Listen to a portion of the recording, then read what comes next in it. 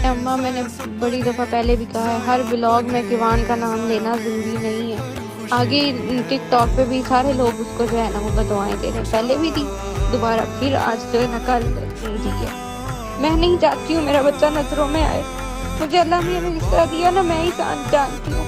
जिस तरह अल्लाह ने उसे बचाया जिस हालत में वो पैदा हुआ था, ना मेरे साथ जुल्म करे, ना मेरे बच्चे के साथ जुल्म करे। आइंदा किवान का नाम ना आए ब्लॉग में, ये आपकी जिम्मेदारी है, आपने रोक।